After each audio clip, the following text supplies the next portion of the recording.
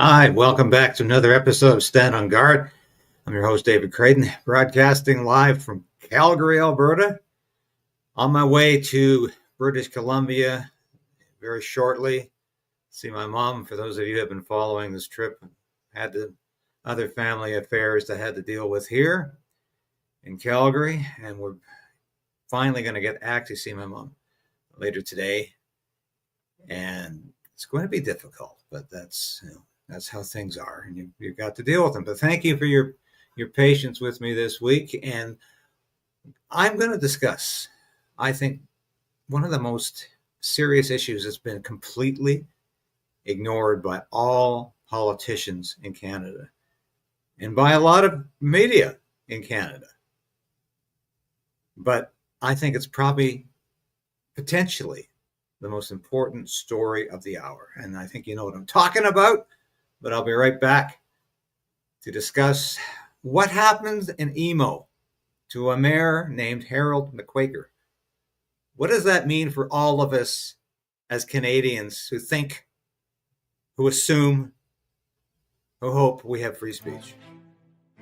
So we are in a very precarious position in this country. We need political change, but we also need the resolve to resist.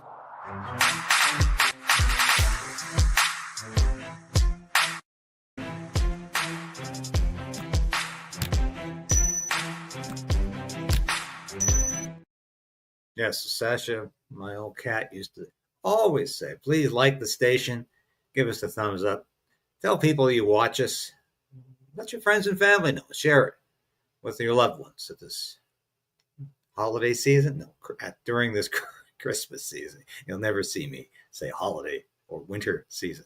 It's the Christmas season that is upon us. Thank God for that. At least we can still say that, but there's a lot of things we can't see or do anymore, isn't there? Now, you might recall I wrote this story last week, and I'm still trying to get a hold of this mayor, and I've been on the road for the last couple of days. It's been chaos.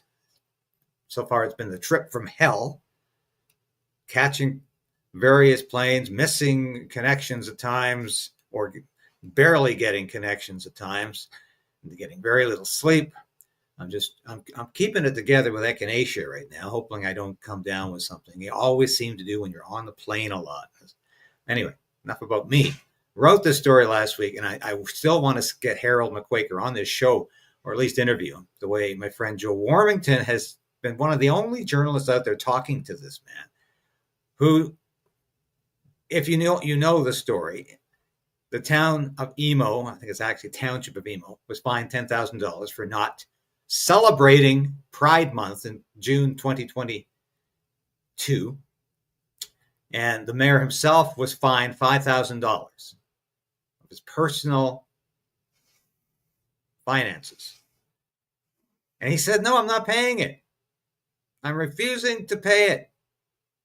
This is a kangaroo court, this Human Rights Tribunal that ordered me and ordered this township. And the funny thing is, this town doesn't even have a flagpole in front of the municipal office. You can see the picture there of the sign, Emo Municipal Office. They don't even have a flagpole. But of course, this mayor had the audacity to suggest, well, why are we celebrating LGBTQ and nobody else? It was an honest question. I mean, why are they so special? Why are we not celebrating? And we can't celebrate everybody. And if you want to celebrate yourself, go ahead. Shout it from the highest mountain. But don't expect other people to celebrate with you. I don't expect people to celebrate anything that I have done over the years or who I am. It's ridiculous. But of course, the story doesn't end there. No, I knew this was coming. And this is why, if you looked at the picture of this broadcast, we got Doug Ford waving the pride flag, because Doug Ford's Human Rights Commission is behind this atrocious decision to fine this town $10,000 and this mayor $5,000. And you know what they've done? The kangaroo court, Human Rights Tribunal, is garnishing his wages. Yeah.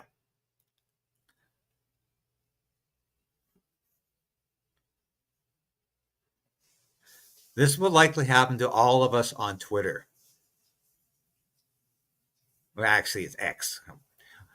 When the Online Harms Act passes via thousands of anonymous complaints to the Human Rights Tribunal, and the fines will be a lot more than $5,000 each.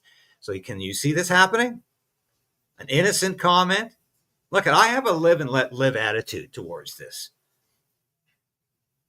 I'm not trying to tell people how to live. I'm not trying to tell people what to think or what to say. But don't try to tell me what to think and what to say. And don't think you have a right to force people to think like you do and to celebrate what you want to celebrate. So Joe Warmington writes here, I haven't seen one elected leader speak out or up for Harold McQuaker. They're respected in his community, as they respected in his community mayor and businessman, and great grandfather is on his own. Will be interesting to see what happens at Wednesday's meeting. What I suggested was, so he is being forced to pay the $5,000 fine. There it is. Good for you, Joe. Put your stuff up any day of the week. You have always fought for the right things. Last saw Joe at the Freedom Convoy trial in Ottawa. He came up just to watch the closing remarks for Tamara Leach and Chris Barber. And of course, we heard yesterday, just as an aside, they're going to have a verdict in that case, verdict by March. So I will be back in court for that. But that's a whole different story. But Joe has been one of the few reporters following the story of this mayor, Harold McQuaker, in Emo. It's up in northern Ontario, maybe 1,000 people, 2,000 people living in this town. And no, the LGBTQ Gestapo is not happy unless everybody pays up. Everybody is forced to mouth the words. Everybody is forced to repeat the talking points, to agree with the narrative. And otherwise, what happens? You go to a re-education camp.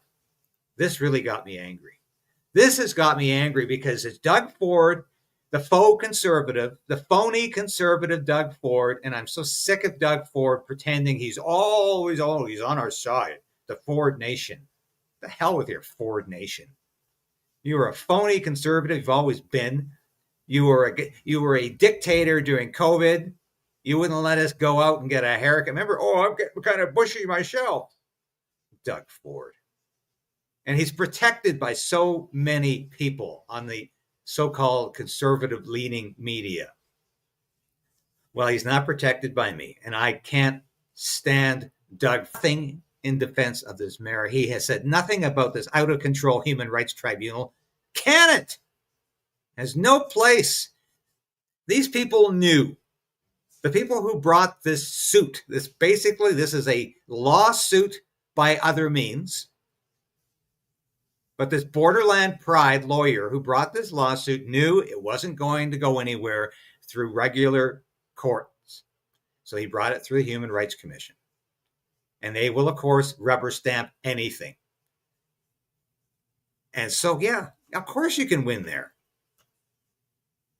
And just to add insult to injury, you know what they said? Yeah, okay, we'll agree to donate $5,000 of the $15,000 we've been awarded to your library if you have a drag queen story hour there. Yeah, right. Thank you so much for your largesse. It is enough to make you sick. I want to show this. This shows you how much interest this story has generated around the world. Now, this story about this mayor and this town, it just said, no, we're not going to celebrate Pride Month. We're not going to celebrate anybody's month. We don't even have a flagpole. Let's just fly and if we did, let's fly the Canadian flag or maybe the provincial flag. We can't fly everybody's flag. But But here's how much interest the story is getting around the world. We've got to start with this extraordinary story, and I promise you, we are not making this up. A Canadian town has been fined $10,000 for refusing to celebrate Pride Month. And the town's councillors who voted against Pride Month have been ordered to undergo human rights training. The saga began when a gay rights group asked the Emo Council, that's the name of the town, not a descriptor of the council, they asked the Emo Council in Ontario to proclaim June as Pride Month and to fly a pride flag. Now, they asked the council to agree that sexual orientations and diverse gender identities should be celebrated. Well, the council voted 3-2 against the motion. The mayor, during the break, observed that flags aren't flown for straight people, so he didn't see why they should be flown for gay people. Well, the gay rights group took exception to this and went straight to the Ontario Human Rights Tribunal. And get this, it resulted in a 5-day hearing, paid for, of course, by taxpayers. Here's the result of the hearing. In a decision handed down last week, the Human Rights Tribunal of Ontario ruled that Emo, its mayor and 2 of its councillors had violated the Ontario Human Rights Code by refusing to proclaim June as Pride Month. The town was also cited for failing to fly an LGBTQ2, the 2 stands for two-spirited, rainbow flag, despite the fact they didn't have an official flagpole. Now, as I said, the council was fined $10,000. That money... Now, can you read nuisance suit? This is the very definition of a nuisance suit that would be thrown out of any regular court, but not in a Ontario Human Rights Tribunal kangaroo court. Went to the Pride group. The mayor was personally fined $5,000, also sent to the Pride group. And those who voted against Pride Month were ordered to undergo human rights training and to provide written proof that they had done the training within 30 days to the Pride group. Now, this thing has got problems everywhere, but just off the top of my head, firstly, Caleb and Liz, no one has the right to be celebrated. You might celebrate yourself, but you don't have the right to demand I or anyone else celebrates you. In fact, to demand that I celebrate you is to overrule my rights of free speech, free thought, my right of conscience. Beyond that, when you are forcing people to celebrate you, you're not creating acceptance, you're creating animosity. There may well be celebration, but it'll be through gritted teeth, and that certainly doesn't help your cause. Now, I'm showing as much of this as I am just to demonstrate how this story is being received around the world. This is Australia, and I find it ironic that one of the hosts makes a remark about this could be coming to Australia. Well, where were they during the COVID pandemic, where the Australian Prime Minister was literally putting people in concentration camps to separate the unvaccinated from the rest of the herd? So, I mean, Australia is already there. They've already got their thought speech crime, their hate speech crimes, all right, and their hate speech laws in place. So, of course, this is coming to Australia. But tempting as it is to get really upset at the gay rights group in this instance and the activists, I think the real blame lies with the Ontario Human Rights Tribunal. It's almost a given now that any organisation that has human rights in the title won't be upholding human rights, they'll be violating them.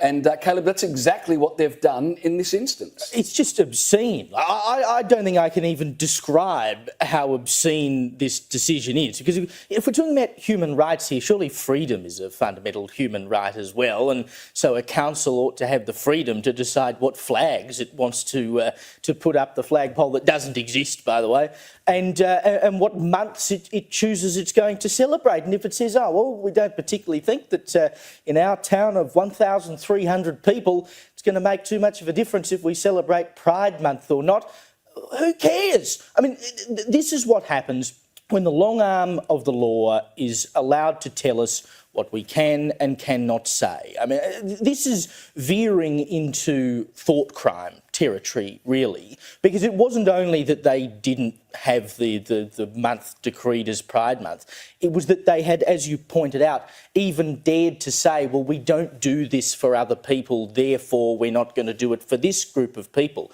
If you think that, they're going to start coming after you and the law is going to be used to do it. This is in Canada, but you'd be stupid to think that this is not going to hit the shores of Australia and every other Western nation very soon if these groups, these boards, these human rights commissions are willing to hold a gun to your head and charge you money for not doing what activists tell you to do. It is insane.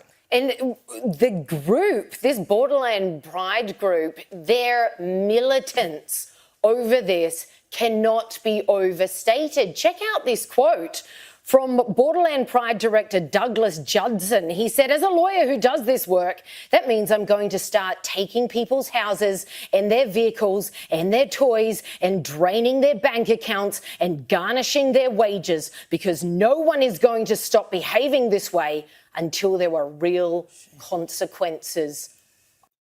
Behaving what way? Not flying your rainbow flag and just saying, sorry, we don't really want to do that. Behaving what way? These people are mad with power. Oh, yeah, well, I can't understand why everyone wouldn't just be rolling over to keep you happy, mate. These guys, once they won the case, $15,000 in total, they said to this council, we'll donate a third of our award to the public library if you guys agree to host a drag queen story time at a date of our choosing.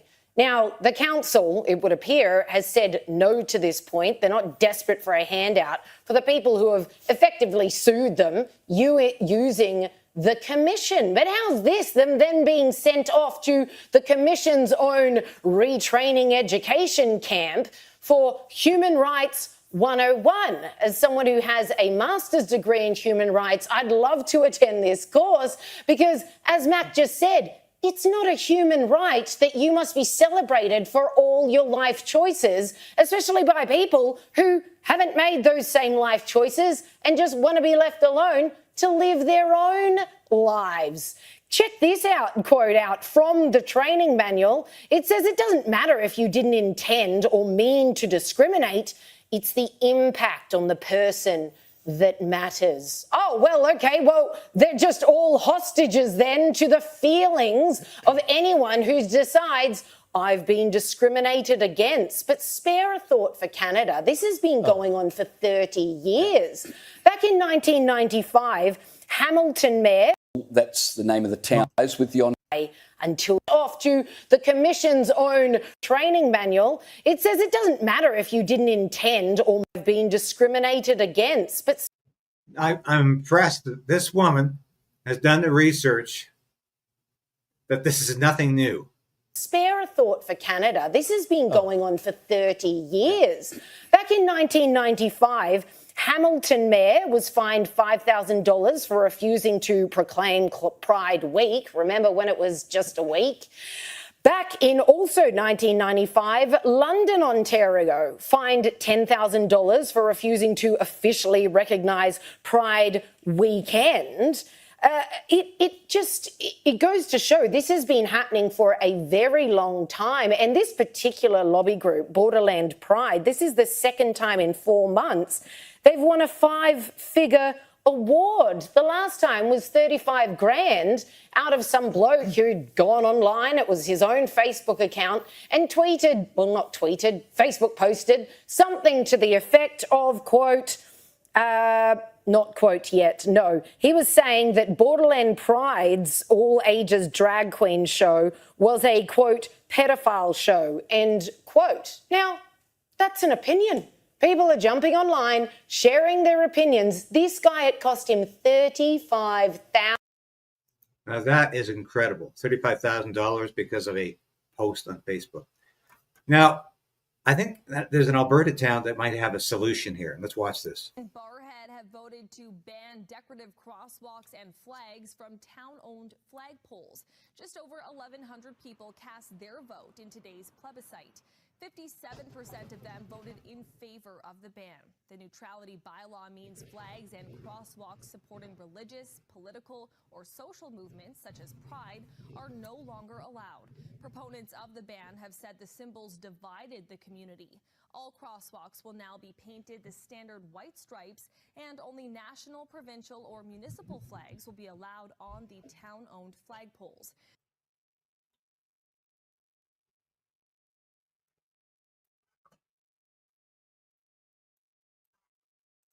Yeah, now I'm not sure if the sound was any better for you than it was for me there, but that's the idea, is just to stop having any kind of different flags flying, because that seems to be the only way out of this, or else we're going to be continually facing this conundrum.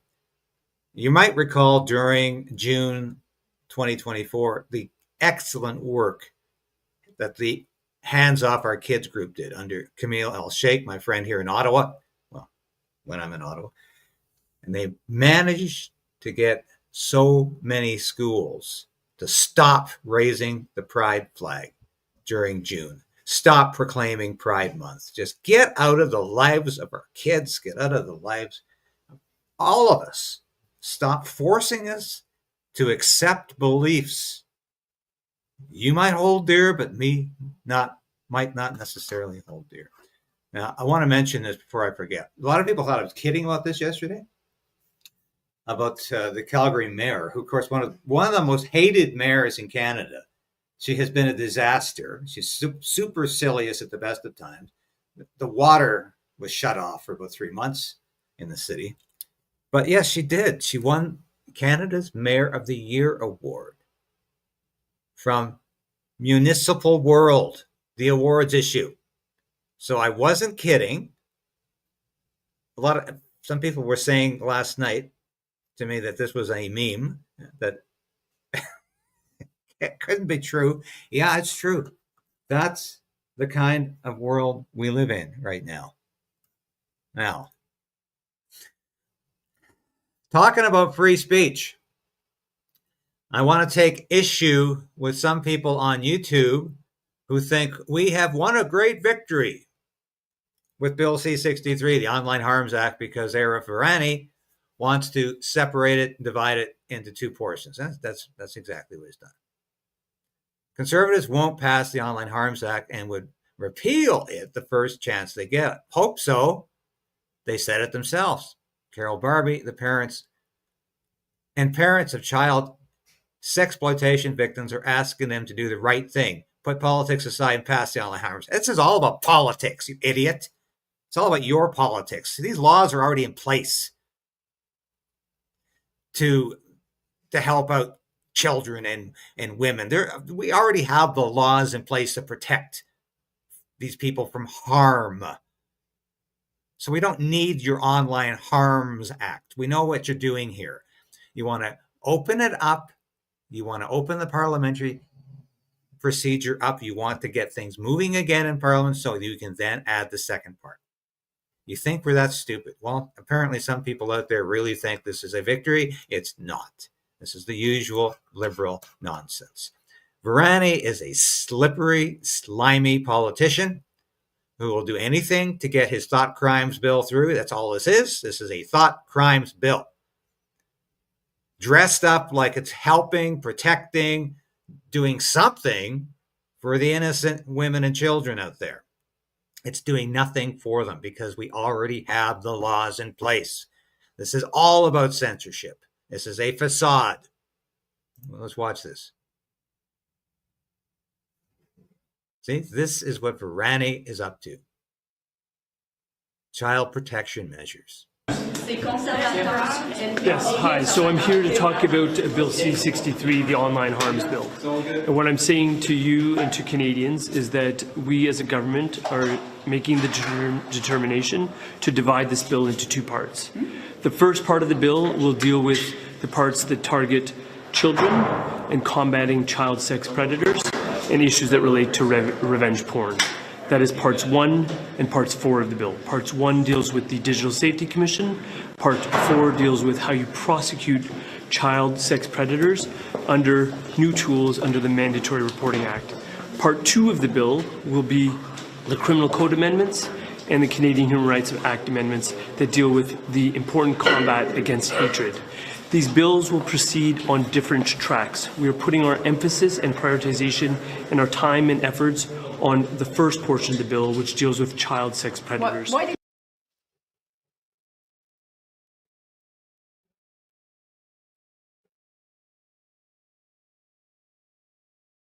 Yeah.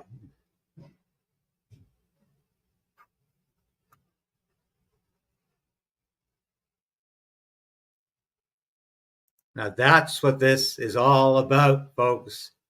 They want to get through the Green Slush Fund. They don't want those documents to go. They want to open up Parliament again. So it's all about the children. Just like this moron Attorney General introduced this Online Harms Act with a huge show that somehow this bill had something to do with protecting children and nothing at all to do with censorship. Don't believe this idiot for a minute. The time is short, folks. The time is very short for this Trudeau government. We need to ensure this bill never sees the light of day and it dies with this Parliament. And we're very close to that happening because nothing has moved since second reading on this bill. This bill has not moved anywhere after second reading, which was very quietly enacted. We went through second reading without anything being said about it. So it can stall there forever. We need elections. We need this government is not credible and it's not legitimate. I want to leave you here with my Christmas merchandise. And thanks so much for being with me every day. I know these numbers have not been great. I'm doing my best on the road to stay in touch, and I'm doing some important work at the same time that I'm trying to fulfill my duties and things that I need to do. Ho, ho, ho, ho, ho!